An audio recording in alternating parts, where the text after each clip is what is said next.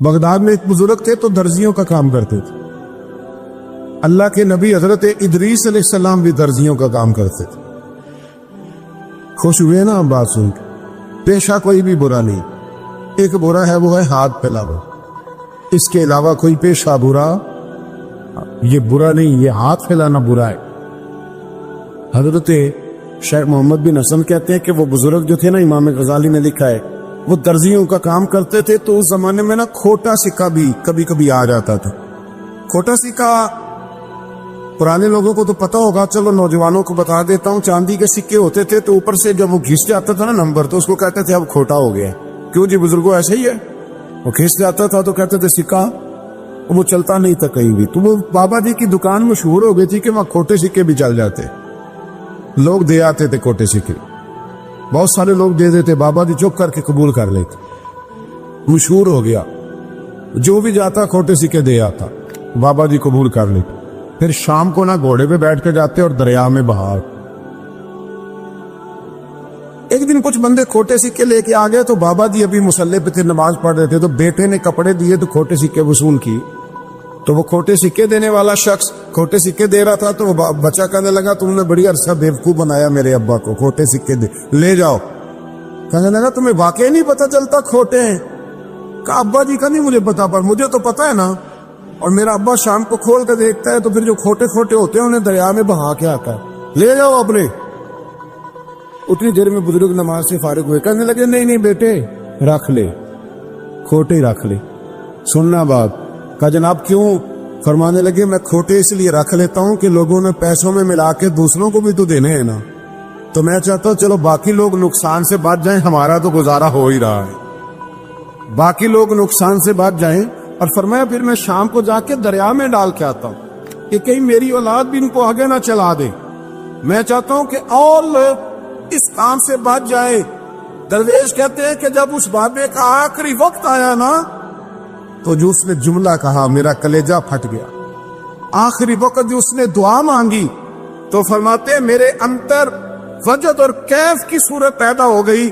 فرماتے ہیں ان بزرگوں نے اپنے آخری وقت دعا مانگی، اے اللہ میں نے ساری زندگی کھوٹے سکے قبول کیے تاکہ تیرے بندے شر سے بچ جائیں، تو یا اللہ تو بھی اس کھوٹے سکے کو قبول فرما.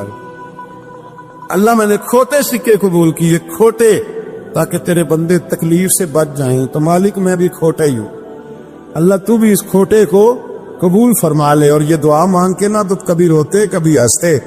لوگوں نے کہا کیا ہوا؟ کہتے ہیں لگتا ہے رب نے کھوٹا سکہ قبول فرما لیا. لگتا ہے کہ اللہ نے کھوٹا سکہ لوگوں کو تکلیف سے بچائیں.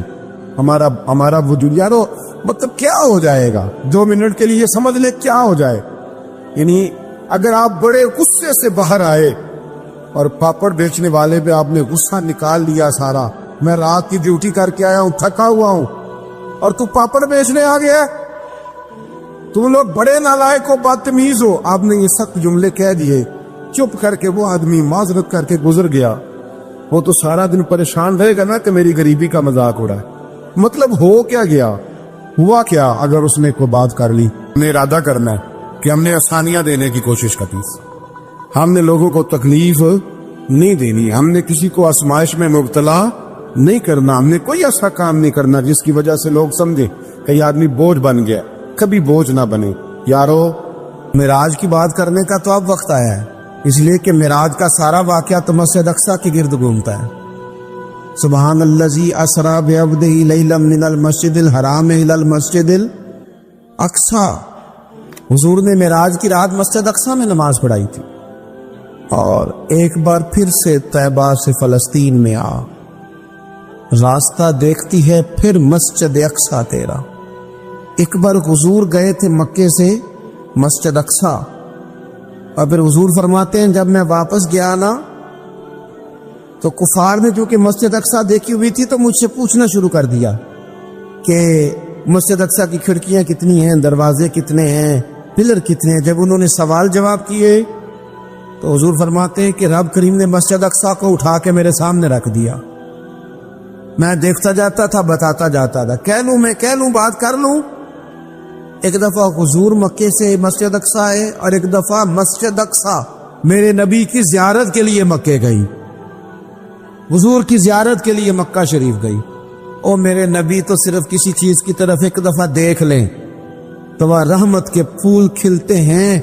مسجد اقصی کی طرف منہ کر کے 17 مہینے میرے نبی نے نماز پڑھی ہے۔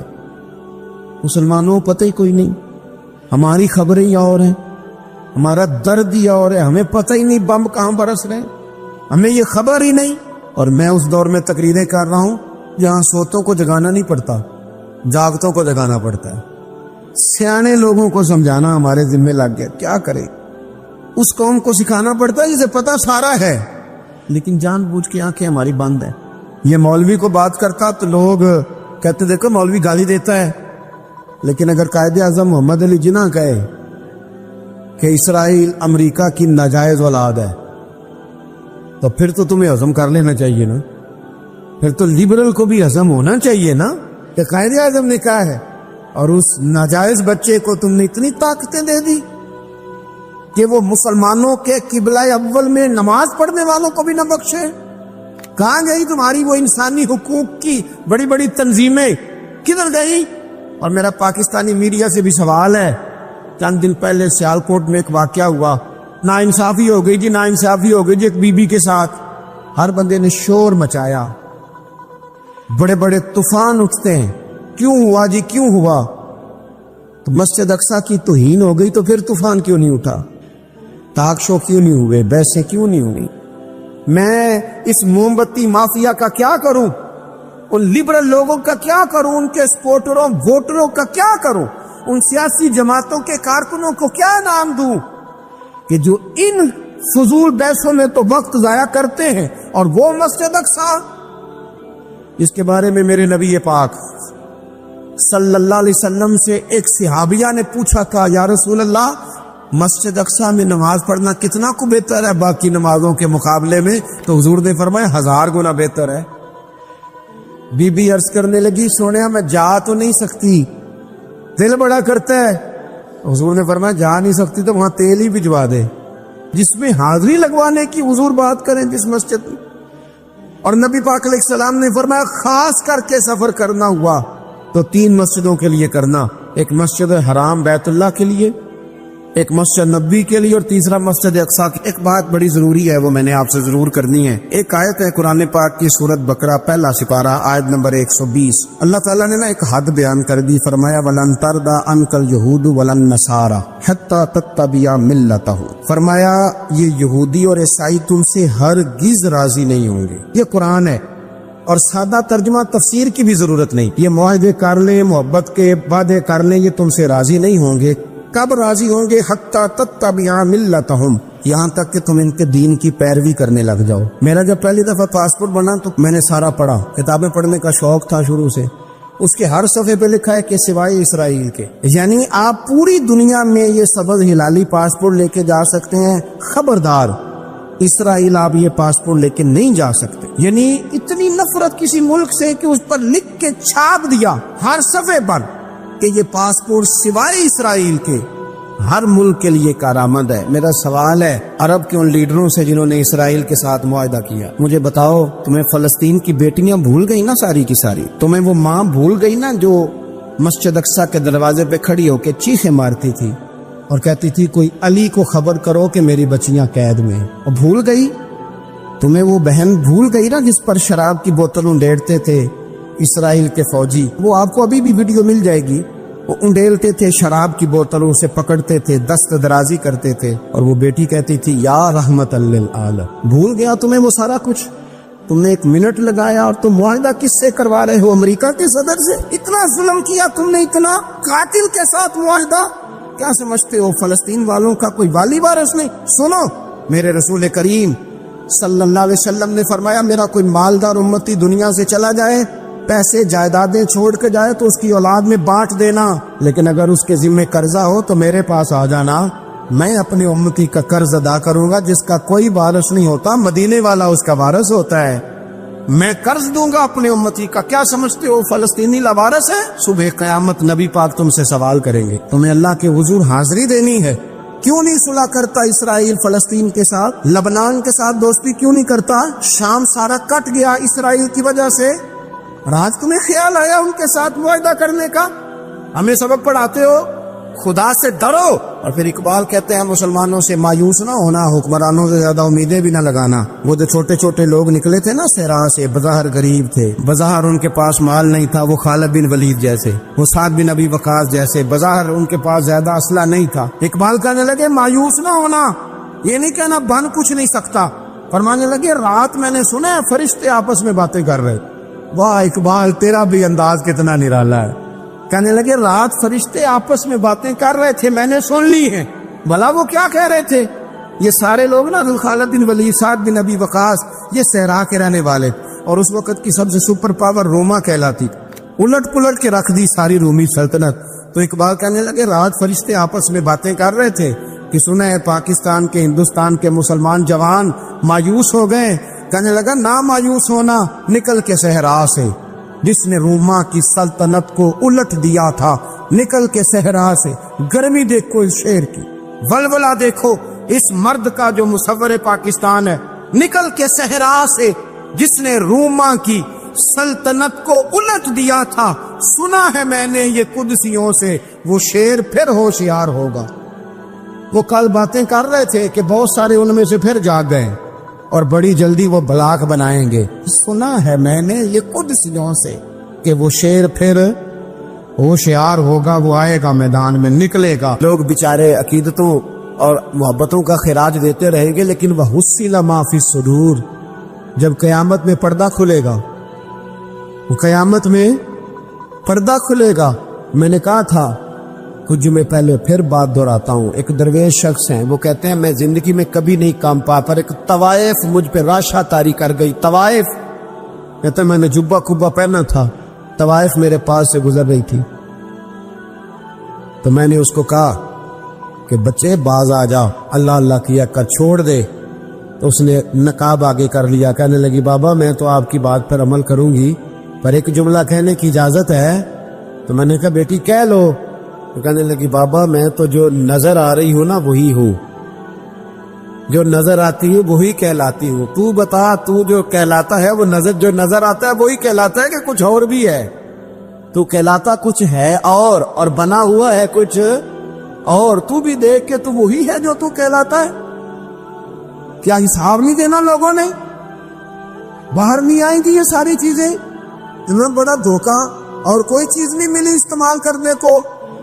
جب الیکشن آیا تو اسلام زندہ باد، جب الیکشن آیا تو اسلام زندہ باد، اور اس کے نام پہ ووٹ اور اس کے نام پہ سارا کچھ. اور جب تھوڑا سا اللہ تعالیٰ خیر فرمائے حالات بدل گئے، 2-3 سیٹیں مل گئی، تو پھر کسی بھی حکومت کے پاس جا کے 2 وزارتیں لے لی. میرے پاس بھی لوگ آتے رہتے ہیں. ہماری قوم کو سب کو سیاستدان بنا دیا گیا ہے. اس طرح سیاستدان کا کوئی پتہ نہیں نا کس پارٹی کا ہے. اس طرح عوام کا بھی اب یہ سارا نفاق ان لوگوں نے برپا کیا، یہ ان لوگوں نے لوگوں میں بات اچھالی ہے. لوگ بھی اس کو بھی کہہ دیتے ہیں تیرے ساتھ ہیں، اس کو بھی کہہ دیتے ہیں. کیا کریں، ان کے شر سے بچنے کے لیے ایسا کرتے، ورنہ شر پھیلاتے ہیں. ایک صاحب میرے پاس آ گئے. اب جب آپ کے پاس کوئی شخص آتا ہے تو آپ دروازہ تھوڑی بند کر سکتے ہیں. آ گئے ملنے کے لیے. انہوں نے آ کے نہ موبائل نکالا، کہنے لگے 100 سے زیادہ تقریریں ہیں آپ کی تقریر سنے بغیر میں سوتا نہیں. آئے سیاسی مقصد کے لیے، میں آپ کی تقریر سنتا ہوں. میں نے کہا اللہ آپ کو جزائے خیر دے، مجھے تو پوری دنیا سے لوگ کہتے ہیں تقریر سنتا ہوں. چلے مہربانی ہے، مجھے تب فائدہ جب کوئی تقریر سن کے اثر بھی کرے. تو چلے خیر آپ کہہ رہے تو اچھی بات ہے. انہوں نے اس پر اور تھوڑا زور دینا شروع کیا. تو کئی دفعہ نا تکلیف ہوتی ہے کہ یار آپ کیا سمجھتے ہیں سامنے والا پاگل ہے، بیوقوف ہے. اور جو ساتھ لے کے آنے والے ہوتے ہیں وہ بھی خیال نہیں کرتے ہم کیا کہہ رہے ہیں. آپ پاگل سمجھ رہے ہیں سامنے والے کو کہ آپ جھوٹی تعریف کریں گے سامنے والا مان جائے گا. ڈرنا چاہیے اللہ تعالیٰ سے. یہ بڑی تقریر. آپ وہ جو آپ نے ایک موقع پہ کہا تھا، میں نے اسے کہا، میں نے کہا صاحب آپ نے 10 دفعہ کہا ہے تو میں نے سن لیا ہے، لیکن مجھے 1% بھی خوشی نہیں کہ آپ مجھے سنتے. یہ کام آپ الیکشن کے بعد آ کے میرے ساتھ کرتے تو مجھے بڑی خوشی ہوتی، مجھے تسلی ہوتی کہ آپ واقعی مجھے سنتے ہیں. یہ کیا بات ہوئی؟ پتہ نہیں اب آپ کس کس کو جا کے یہ کہیں گے، کس کس کے ساتھ آپ یہ زاویہ نگاہ لگائیں گے. جو تجھے دیکھ کے پھر کسی اور کو بھی دیکھے، جو تجھے دیکھ کے پھر کسی اور کو بھی دیکھے، تماشائی ہے وہ طالب دیدار نہیں. تو میں نے کہا آپ تماشا ہی بن کے نہ آئے، مہربانی فرمائے، جائیں کہیں اور جا کے۔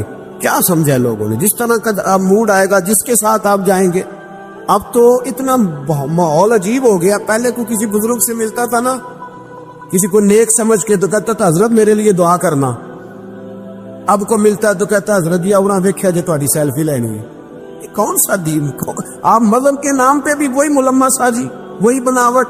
تو جب راز کھلے گا، وحصل ما فی الصدور، جب سینوں کی چیزیں باہر آئی، میں کہتا ہوں آج راز کھل جائے، مشکل ہو جاتا ہے، لوگ وضاحتیں دیتے پھرتے۔ جب قیامت میں راز کھلیں گے، سب سے پہلے دیندار شخص کو دیکھنا چاہیے۔ میرے نبی پاک علیہ السلام نے فرمایا سب سے پہلے جہنم میں ریاکار عالم دین کو ڈالا جائے گا۔ عالم کو سب سے پہلے دوزخ میں ڈالا جائے گا، اس لیے کہ اس نے اپنا قد اونچا کرنے کے لیے دین کو ٹیشو پیپر بنایا تھا۔ یہ تو بات ہو گئی دینداروں کی۔ ایک سیاستدان نے نعرہ لگایا، اس نے کہا روٹی دوں گا، کپڑا دوں گا، مکان دوں گا۔ ایک بعد میں پھر آ گیا، اس نے کہا تحفظ دوں گا۔ ایک تیسرا آ گیا، اس نے کہا میں فلاں کر دوں گا۔ آتے رہے لوگ، بیچارے مجبور ہیں، پریشان ہیں۔ ہمارے ملک میں پی ایچ ڈی کرنے کے بعد لوگوں نے چائے کے ڈھابے بنائے ہوئے ہیں، لوگ آزمائش کا شکار ہیں۔ کدھر جائیں؟ سیاستدان کے پیچھے لگ گئے، لوگوں نے نعرے بھی لگائے، لوگوں نے اپنی جیب سے پوسٹر بھی اس کے بلوا کے چسپاں کیے، ساری اس کے پیچھے لوگ لگ گئے۔ اب ہمیں تو نہیں نہ پتا تھا کہ وہ تو غریبوں کے جذبات سے کھیل کر اپنا قد اونچا کرنے جا رہا ہے، وہ تو ہوس اقتدار کا پجاری ہے، وہ تو صرف کرسی کے لیے لوگوں کے جذبات سے کھیل رہا تھا۔ اس نے تو اتنے زبردست نعرے اس لیے سکھائے تھے کہ لوگ میرے پیچھے لگ جائیں، کسی کی مجبوری کا نام لے کے اسے پیچھے لگا کے پھر وہ اپنے ذاتی مفادات لینا چاہتا تھا۔ اللہ فرماتے ہیں دنیا میں تو دھوکہ دے لے گا، پر وَحُصِّلَ مَا فِي الصُّدُورِ، میں راز کھول دوں گا۔ ایک حدیث سنانے لگا جو آپ نے رٹ کے یاد کرنی ہے، کر لیں گے انشاءاللہ؟ بولیے، سارے کہیے انشاءاللہ، کر لیں گے یاد ماشاءاللہ سے۔ سنیں، ابو داؤد شریف میں، ترمذی میں حدیث ہے، نبی پاک علیہ السلام نے فرمایا کچھ لوگوں کی پشتوں پر اللہ قیامت میں جھنڈے گاڑ دے گا۔ پشت ہوتی ہے نا، پشت، مقعد، سرین، اس پر اللہ جھنڈا گاڑ دے گا، وجود کے ساتھ لگا دے گا۔ حدیث صحیح عرض کر رہا ہوں، حضرت انس بن مالک رضی اللہ تعالیٰ عنہ حدیث کے راوی ہے، فرمایا جھنڈا پشت کے ساتھ گاڑ دیا جائے گا، اونچا جھنڈا ہوگا قد سے۔ تو لوگ سارے کہیں گے یا اللہ یہ کون ہے، کون ہے یہ؟ تو رب کریم فرمائے گا یہ اپنی قوم کا غدار ہے، یہ اپنی قوم کا، ان کے جھنڈے یہاں نہیں لگیں گے، ان کے جھنڈے وہاں بھی لگیں گے۔ میرے نبی پاک علیہ السلام نے فرمایا غداروں کی پشتوں پہ اللہ جھنڈے لگائے، اور یہ جھنڈے لگیں گے، اور جب لوگ پوچھیں گے یہ کون ہے تو کہا جائے گا وہ یہ ہے جس کو قوم نے امانت دار سمجھ کے سربراہی دی، پر یہ غدار نکلا۔ قوم نے اعتماد کیا، امانت دار سمجھ کر یہ غدار نکلا۔ یاد رکھنا تمہارے جھنڈے لگیں گے، آج تمہاری گاڑیوں پہ سرکاری جھنڈے ہیں، آج تمہاری بڑوں بازاروں پر سرکاری جھنڈا ہے، قیامت میں تمہاری پشت پر غداری کا جھنڈا ہوگا، غداری کا۔ اور میرے نبی پاک علیہ السلام نے فرمایا غریبوں کو اللہ قوت دے دے گا، اور جو تکبر کرنے والے تھے انہیں اللہ کیڑیوں کی شکل عطا کرے گا، چیونٹیوں کی شکل، کیڑے مکوڑے بنا دے گا، اور غریب پیروں کے نیچے مسل کے جائیں۔ وقت تھوڑا رہ گیا، وَحُصِّلَ مَا فِي الصُّدُورِ، فرمایا تمہارے سینے کے سارے راز اللہ باہر نکال دے، فاش ہو جائے گی، ہر چیز کھل جائے گا، سارا آئینہ باہر آئے، تمہیں وہ سارا کچھ بھگتنا ہے۔ کتنے بادشاہ گزرے آپ کے ملک میں، کتنوں کی قبروں پہ لوگ فاتحہ پڑھنے جاتے ہیں، کتنے ہیں جن کا اب نام ہوتا ہے، تصویریں لگی ہوئی ہیں پارلیمنٹ میں، اس سے زیادہ کوئی شے؟ ختم ہو گئی بات۔ کدھر گئے ہمارے تو نوجوانوں کو یاد بھی نہیں، کیا کسی نے کمال کر لیا وزیر اعظم بن کے، کیا اس نے کر لیا؟ ختم ہو گئی بات۔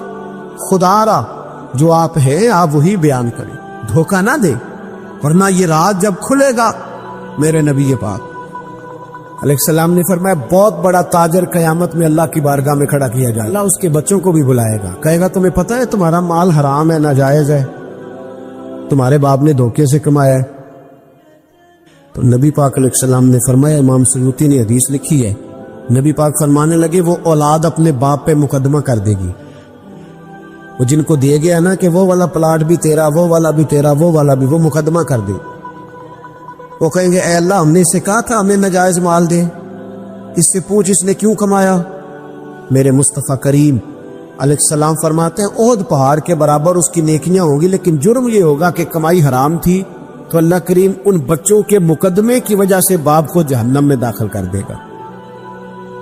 یہاں وہ سخی بھی بن کے گیا ہے، یہاں وہ کہتا وہ کہانیاں سنایا کرتا تھا کہ میں بڑی محنت سے آگے گیا ہوں.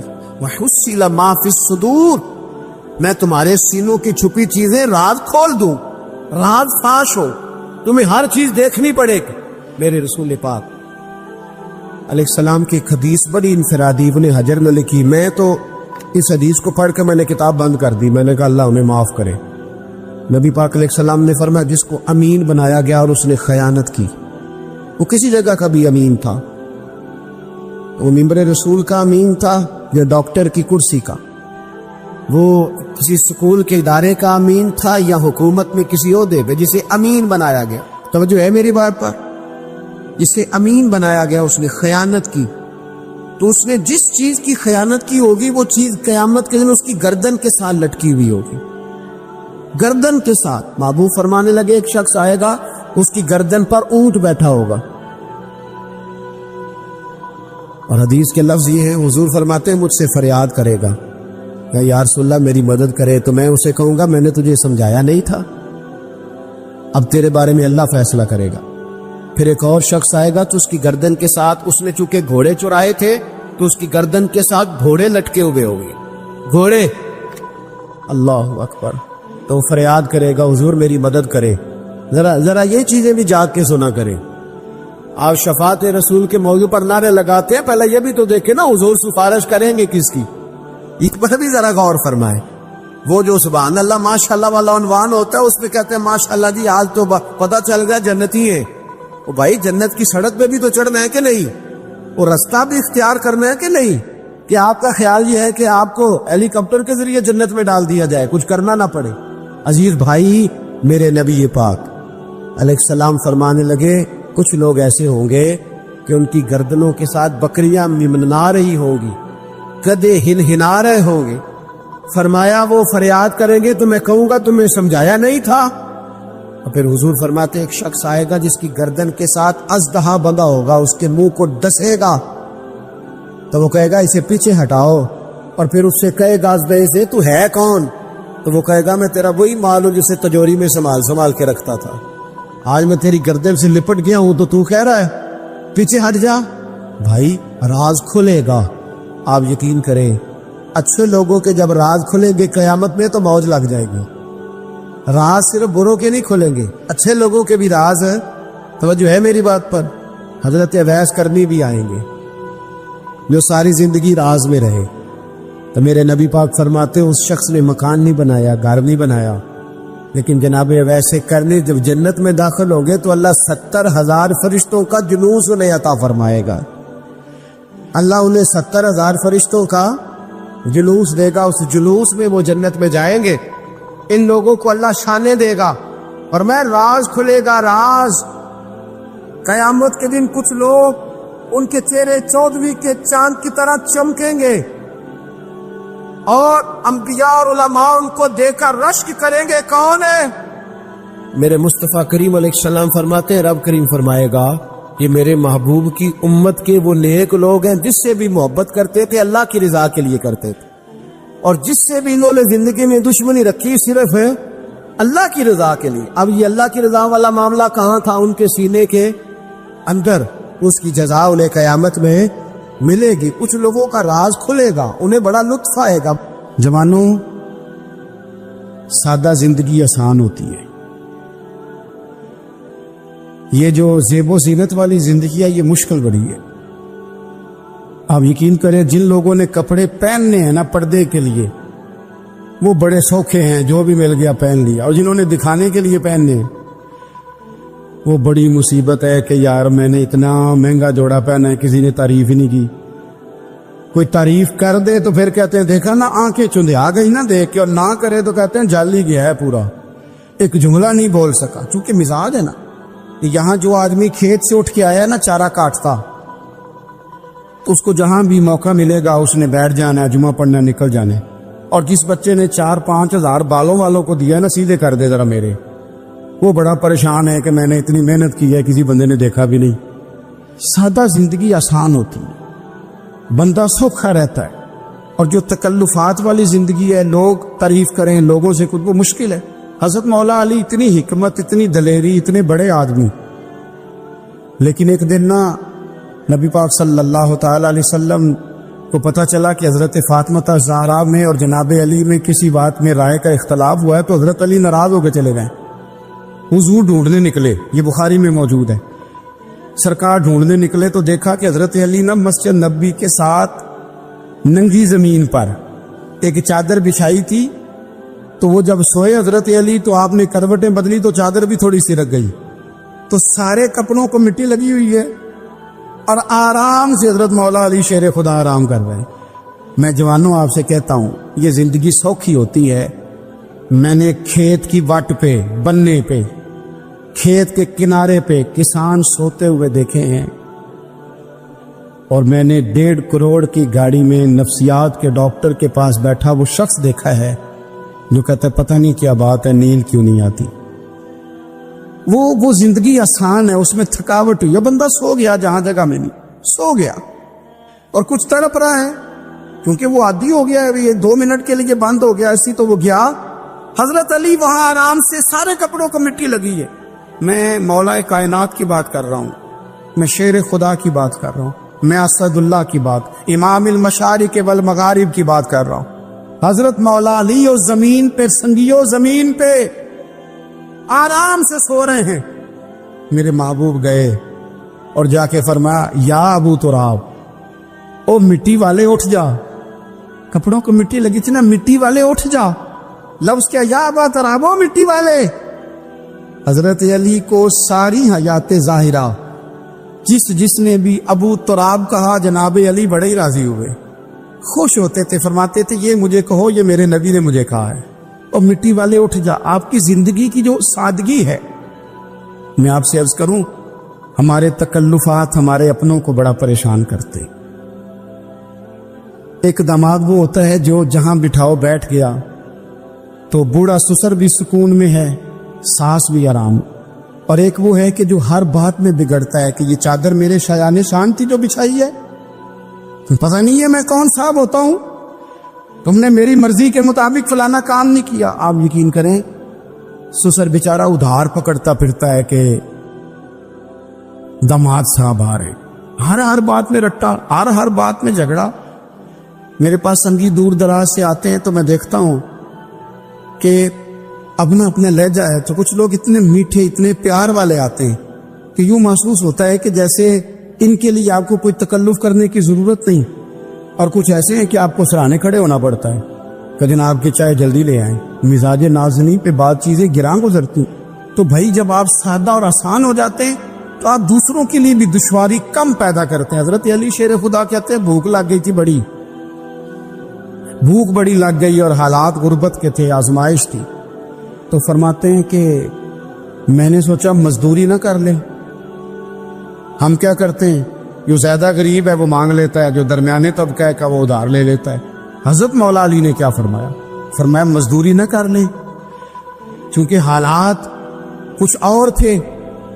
حضرت مولا کائنات شیر خدا کرم اللہ تعالی وجہ الکریم فرماتے ہیں، یہ سادگی دیکھیں. آپ فرماتے ہیں میں مزدوری ڈھونڈنے نکلا. کیوں نہیں ملتی ہمارے جوانوں کو مزدوری؟ کیوں کہانیاں سناتے ہیں؟ حضرت علی کہتے ہیں میں ڈھونڈنے نکلا. ایک عورت کو میں نے دیکھا کہ اس نے کچھ مٹی نکال کے رکھی ہوئی ہے، تو اسے تر کرنا چاہتی ہے. پرانے زمانے میں مٹی میں پانی ڈال کے اسی سے لوگ کام لیتے تھے، اسی سے دیواریں بن جاتی تھی. ہم گھارا کہتے ہیں اپنی زبان. تو وہ گھارا بنانا چاہتی ہے لیکن پانی نہیں نکل رہا اس سے نا. اس نے کنویں سے پانی نکالنا، نکل نہیں رہا. تو حضرت مولا علی شیر خدا کرم اللہ تعالی وجہ الکریم فرمانے لگے، میں نے اس بی بی سے کہا کہ میں پانی نکال دوں، مزدوری دو گی؟ اس نے کہا میں بھی مزدوری تلاش کر رہی تھی. ایک پانی کا ڈول آپ نکالیں گے اور مٹی پہ ڈالیں گے تو ایک کھجور دوں گی. حضرت علی فرماتے ہیں گرمی بڑی سخت تھی، میں نے 16 ڈول پانی کے نکالے. 16 برتن بھر کے پانی نکالا اور اس مٹی پہ ڈالا. پھر میں ہاتھ دھو کے آیا اور اس خاتون کے پاس بیٹھا تو اس نے مجھے، او مزدورو، کمزور کمزور پڑتے ہو، پیچھے پیچھے ہو کے بیٹھتے ہو، خیال بناتے ہو کہ ہم کوئی کمزور لوگ ہیں. یہ دیکھو میں کن کی بات کر رہا ہوں، جن کا پیار ایمان ہے، جن کی محبت ایمان ہے. حضرت مولا علی شیر خدا تمہیں سبق دے رہے ہیں کہ حکمت، دانائی، بہادری اور پھر سادگی. مجھ سے کئی دفعہ لوگ پوچھتے ہیں آپ کے والد صاحب، تو میں نے کبھی جھجک کے نہیں بتایا. نہیں، میرے ابا پروفیسر نہیں تھے، میرے ابا پیر نہیں تھے، میرے والد صاحب جو تھے وہ عالم نہیں تھے. لیکن مجھے فخر ہے جب ان کا انتقال ہوا اور میں انہیں غسل دے رہا تھا تو اس وقت بھی ان کے ہاتھوں پہ چھالے تھے، اس لیے کہ وہ مزدور تھے، وہ محنت کرتے تھے. انہوں نے جیبیں کاٹ کے روٹی نہیں کھائی، انہوں نے ہمیں جو کما کے کھلایا ہے وہ محنت اور مزدوری کا ہے. میں ناز سے کہا کرتا ہوں الحمدللہ میں کسان کا بیٹا ہوں، میں اس کا بیٹا ہوں جو دھرتی کا سینہ چیر کے اناج اگاتے تھے. اور میں نے دیکھا ہے کہ جب بڑولے میں میری اماں گندم بھرنے لگتی تو میرے والد صاحب فرماتے تیاں تیاں دا حصہ بھی کٹ لیں، غریباں دا بھی کٹ لیں، فلاں دا بھی. تے فلاں آدمی دی گندم عید کی تھوڑی ہوئی ہے، وہ 2 بوریاں ادھر بھی بھیجنی ہے. تو وہ جو غریبی کی سخاوت تھی اور وہ جو سادگی کی سخاوت تھی، اس کے اندر جو رانائی تھی اور اس کے اندر جو جذبہ اور شوق تھا، مزدور کا بیٹا پیچھے پیچھے جاتا ہے اور وہ گھبرا کے زندگی گزارتا ہے. تمہیں تو سر اٹھا کے جینا چاہیے. اس لیے کہ حضرت مولا علی شیر خدا کہتے ہیں میں مزدوری کر کے کھجوریں کما کے لایا، اور لا کے نہ تو میں نے اکیلے نہیں کھائی وہ، کیونکہ قحط کا دور تھا، حالات اور تھے. فرماتے لا کے حضور کو پیش کی. میں نے کہا حضور یہ کھجوریں ہیں. تو کریم نے پوچھا کہاں سے آئی ہیں؟ میں نے عرض کی حضور بھوک بڑی لگ رہی تھی تو مزدوری کے لیے نکلا، تو ایک عورت نے اپنے مٹی کو پانی لگانا تھا تو میں نے محنت کر کے یہ 16 کھجوریں کھائی ہیں. تو کہتے ہیں حضور زمین پہ بیٹھے تھے، مجھے بھی ساتھ بٹھا لیا، کھجوریں ہم نے وہاں رکھ لی، بڑے شوق سے میٹھی میٹھی باتیں بھی ہونے لگی. یہ تو جو لوگ روز کھاتے ہیں نا گوشت، وہ تو نخرے کرتے ہیں، کہتے ہیں وہ جناب یہ چیز مجھے ہضم نہیں ہوتی، کولیسٹرول ہے فلان، پیچھے لے جاؤ پیچھے. لیکن کبھی آپ دوپہر کو مزدور کو روٹی کھاتے دیکھیں، وہ جس طرح ہاتھ دھوتا ہے اور پونے کو اچار لگ جاتا ہے سارا جو وہ باندھ کے لایا ہوتا ہے، اور لیکن جب وہ کھا کے کھانا اچار کے ساتھ آسمان کی طرف دیکھتا ہے، لفظوں میں نہیں، کیونکہ لفظ تاثیر سے بنتے ہیں، تلفظ سے نہیں. اہل دل آج بھی ہیں اہل زبان سے آگے. وہ جو لہجے سے رب کا شکر ادا کرتا ہے تو اس کی آنکھوں کی روشنی بتاتی ہے کہ جو اس نے کھایا ہے اس نے رب کا شکر بھی صحیح کر کے ادا کیا ہے. پھر اٹھ کے کام. تو حضرت مولا علی شیر خدا کہتے حضور نے مجھے وہیں بٹھا لیا اور رغبت سے کھجوریں کھانے لگے. ایسا کوئی محبوب کہیں ہوگا نہ کہیں ہے.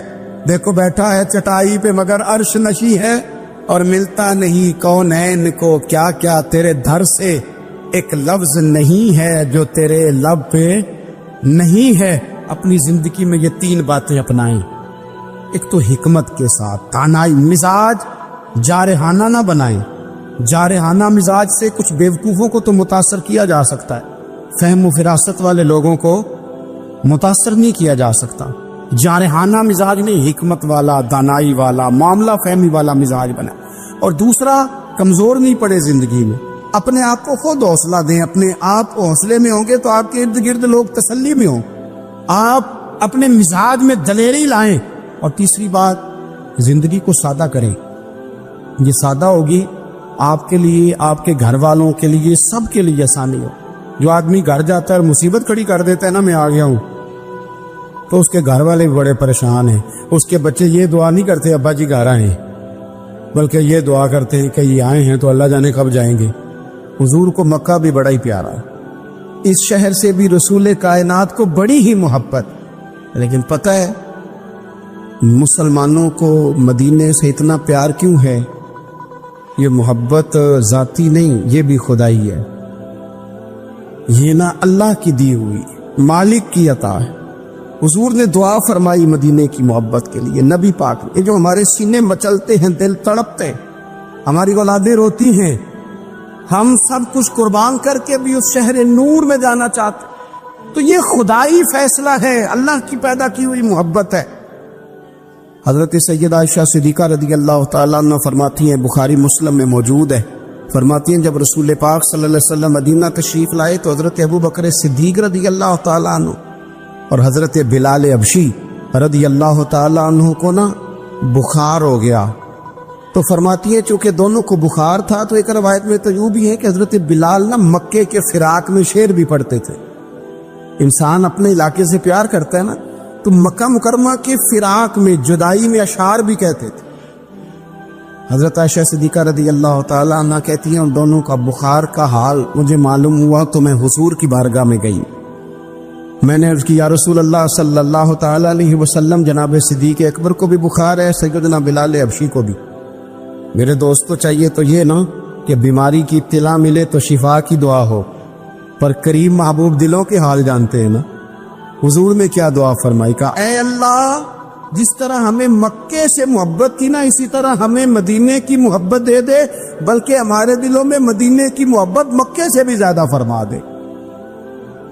یہ دعا حضور نے مانگی تو مومنوں کے دلوں میں پیار ہے مدینے کا، یہ نبی پاک نے مانگا اللہ سے. دلوں میں پیار ہے، دل کھچے چلے جاتے ہیں جنہوں ویک کے ٹھر دیاں اکھیاں نے، جنہوں ویک کے ٹھر دا سینہ ہے. ربا تیری ساری خدائی ہے پر ایک کی تے شہر مدینہ ہے. ربا تیری ساری خدائی چ ایک کی تے شہر مدینہ ہے. تیری ساری خدائی چ ایک کی تے شہر جنہوں ویک کے ٹھر دیاں اکھیاں نے، جنہوں ویک کے ٹھر دا سینہ ہے. ربا تیری ساری خدائی ایک کی تے شہر مدینہ ہے. رسول پاک صلی اللہ علیہ وسلم نے دعا فرمائی، اللہ ہمارے دلوں میں مدینے کی محبت پیدا فرما دے، اور پھر فرمائے اے اللہ مدینے کو صحت مند شہر بنا دے، اور فرمائے اس بخار کو نا یہاں سے منتقل کر دے، جوفا کی طرف بھیج دے، اس بخار کو نکال دے، اس کو صحت مند. یہ کچھ دن پہلے نا عالمی ادارہ صحت نے رپورٹ جاری کی. یہ عالمی ادارہ صحت نے دنیا کے سارے شہروں میں صحت کے لحاظ سے سب سے زیادہ بہترین شہر رسول ہے، مدینہ منورہ ہے. مدینہ منورہ ہے.